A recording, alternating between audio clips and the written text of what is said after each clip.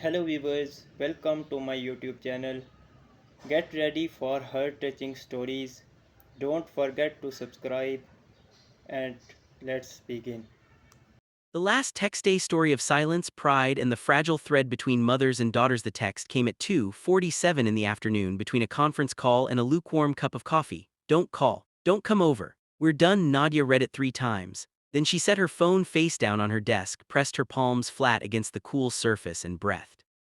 Around her, the open-plan office hummed with the ordinary noise of a Tuesday, keyboards clicking, someone laughing near the printer, the distant ping of an elevator. The world continuing indifferent as it always does when something inside you quietly breaks. She picked up the phone again, read it again. We're done. Her mother, Margaret, had always had a gift for the dramatic. Nadia had grown up watching her stage exits from dinner tables, from church pews, from birthday parties that didn't go exactly the way she'd envisioned. Margaret Adamy was a woman of convictions, and her convictions, once wounded, transformed into walls, thick mortared things that she built with remarkable speed and lived behind for weeks, sometimes months, sometimes longer. But this felt different, this felt final. Nadia thought about calling. She almost did, thumb hovering over the contact photo, a picture from 3 Christmases ago when they were still the kind of family that took photos together and meant the smiles. Her mother in a red cardigan laughing at something off camera. Nadia standing beside her, leaning in, both of them unaware that they were already beginning to drift. She didn't call, instead she typed 2 words, understood. She hit send before she could think better of it. Then she went back to her conference call, unmuted herself, and answered a question about Q3 projections with a clarity that surprised even her. Compartmentalization was a skill she'd spent 34 years perfecting, and she was, if nothing else, very good at her job. The argument that had led to the text had started, as most of their arguments did, with something small. It was always something small. This time it was a Sunday dinner invitation that Nadia had declined, not coldly, not carelessly, but with a genuine explanation. She had a deadline, a real one, the kind with consequences. She'd offered to come the following weekend instead, had even suggested she'd bring the jollof rice her mother loved, the kind with the smoked tomatoes that took 2 hours to get right. But Margaret had heard something else entirely. She'd heard, "You are not my priority." She'd heard, "I have built a life that doesn't require you." She'd heard the accumulated weight of every cancelled plan, every shortened visit, every moment over the past 2 years when Nadia had chosen her career, her independence, her own quiet Sunday mornings over the ritual of family. Changed, her mother had said on the phone the night before. "You used to be here, you used to want to be here. Still here, Mom, I have a life. I know you have a life, I gave you that life."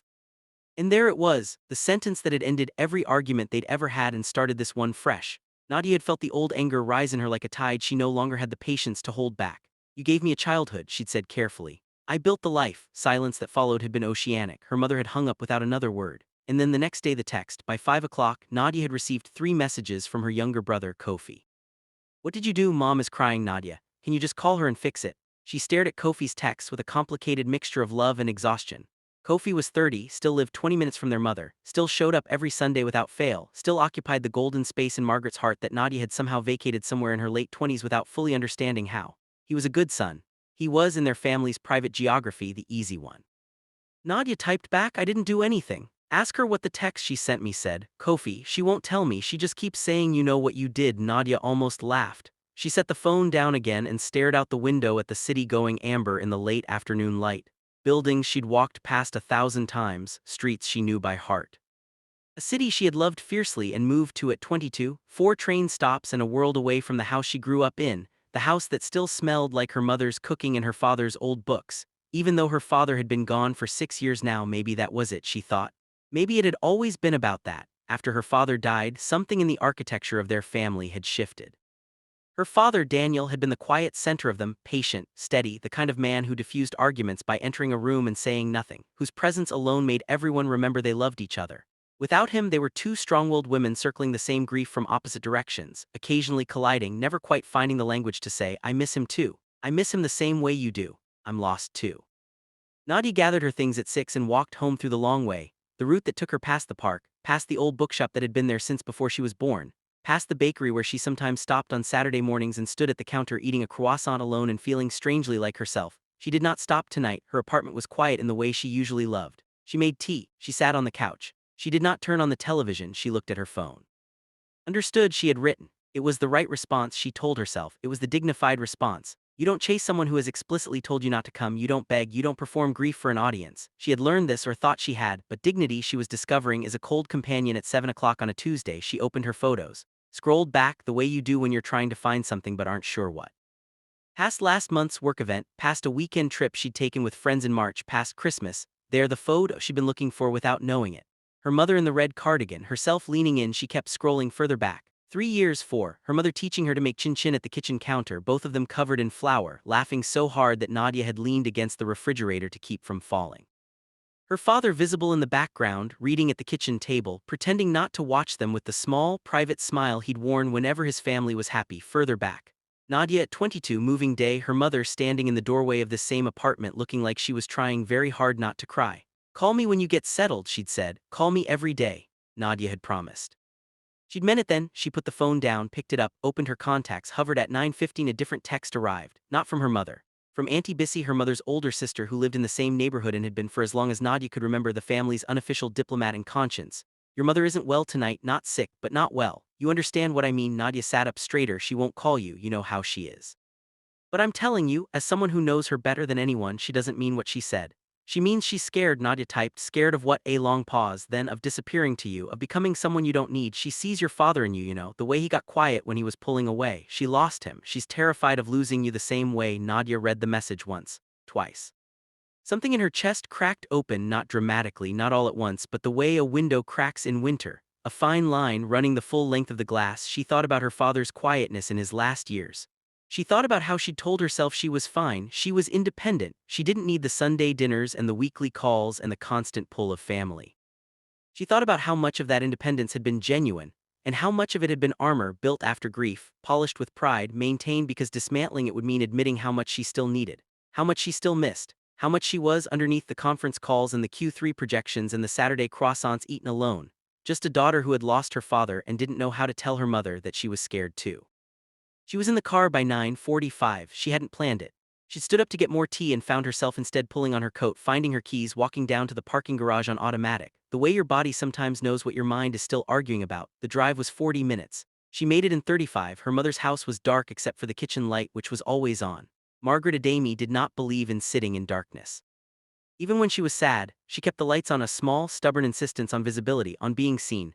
Nadia sat in the car for a moment, engine off, looking at that kitchen light. Then she got out and walked to the door. She didn't ring the bell. She still had a key. She'd always had a key, though she hadn't used it in more than a year. She'd been so careful about boundaries, about space, about not assuming she was still welcome just because she'd once been the one who lived there. She'd been so careful about so many things. She unlocked the door quietly. Her mother was at the kitchen table, not cooking, not watching anything, just sitting, hands wrapped around a mug, the way she sat when she was thinking hard about something. She looked up when Nadia came in, and her face went through a series of expressions too fast to name: surprise, then hurt, then something that fought hard against itself before it became unmistakably relief. Neither of them spoke for a moment.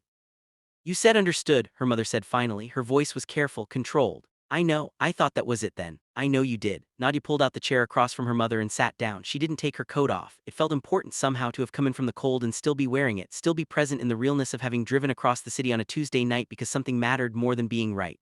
"I thought it was it too, for a few hours."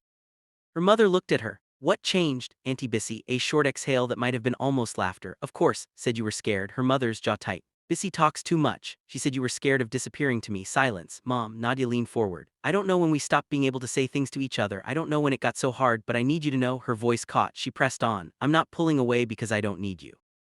I'm terrible at being close to people right now because I'm still." She stopped, started again.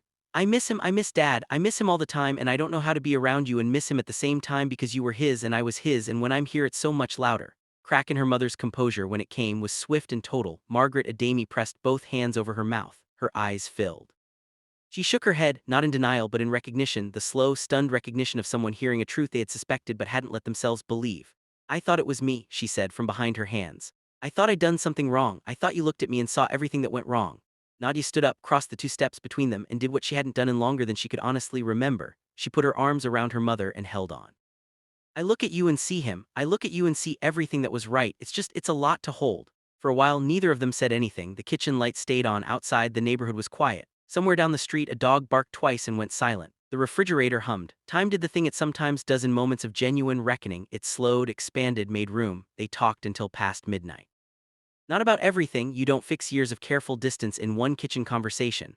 But they talked about her father, really talked, in the way they hadn't permitted themselves since the funeral. They talked about the Sunday dinners and what they'd meant to each of them and what it cost each of them when they fell apart.